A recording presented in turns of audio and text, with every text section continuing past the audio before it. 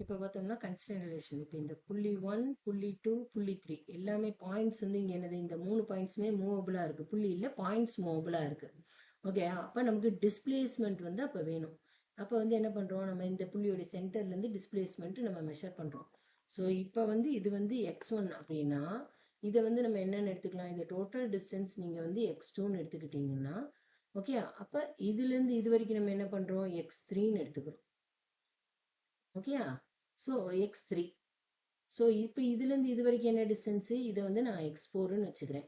நல்லா பாருங்கள், length of the rope L1 வேணும்னா நம்ம என்ன பண்ணலாம், x1 + x4. ஏன்னா இந்த லென்த்தையும் ஆட் பண்ணால் எனக்கு length of the rope L வந்துடும்.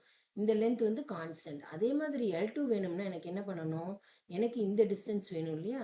ஸோ இந்த டிஸ்டன்ஸ் என்னது, x2 - x4. இதுதான் x4. இது வந்து x1 வந்து இது வரைக்கும் தான் இருக்கும். சரியா, நான் டயக்ராம் கொஞ்சம் தெளிவாக போடலை.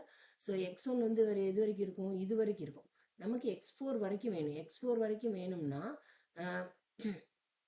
center of the pulley to center of the pulley, x4 minus x2 minus x4. அது மட்டும் போதுமா, இந்த இந்த இந்த லென்த் வேணும் இல்லையா, லென்த் ஆஃப் த ரோப் 2 என்னது, இதுலேருந்து இது வரைக்கும் இருக்கு. அப்போ எனக்கு இந்த டிஸ்டன்ஸும் வேணும். இந்த டிஸ்டன்ஸ் வேணும்னா என்னது, plus x3 minus x4. So இப்போ நமக்கு லென்த்து கிடைச்சிருச்சு. டபுள் டிஃபரன்ஷியேட் பண்ணால் ஆக்சலரேஷன் கிடைச்சிரும். அப்போ ஃபர்ஸ்ட் இது டபுள் டிஃபரன்ஷியேட் பண்ணுங்க, கான்ஸ்டன்ட்டை டிஃபரன்ஷியேட் பண்ண 0. இது a1 + a4. இப்போ செகண்ட் இதுலேயும் பண்ணினோம்னா என்ன ஆகும், a2 - a4 + a3 - a4. So a2 + a3 - 2a4 ஆகிடும்.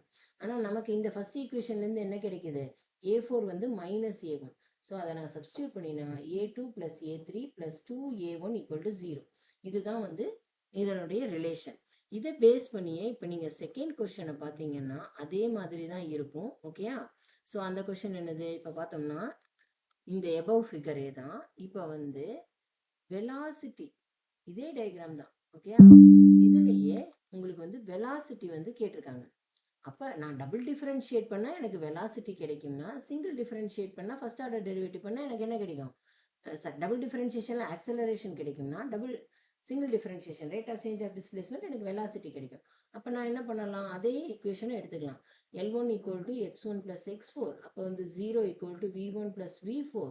இப்போ எனக்கு ரெண்டாவது ஈக்குவேஷன் என்னது, L2 = x2 + x3 - 2x4. அப்போ எனக்கு என்ன ஆகும், 0 = v2 + v3 - 2v4. அப்போ v1 = what, -v4.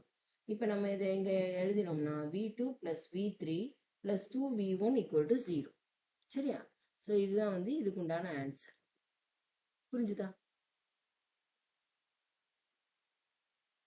ஆனால் இப்போ வந்து நமக்கு வந்து v1 and v2 என்ன கொடுத்துருக்காங்க இந்த ஈக்குவேஷனில், velocities of 1 and 2 are 1 m/s. So v3 + 3 = 0. அப்போ v3 என்னது, -3 m/s. That's answer.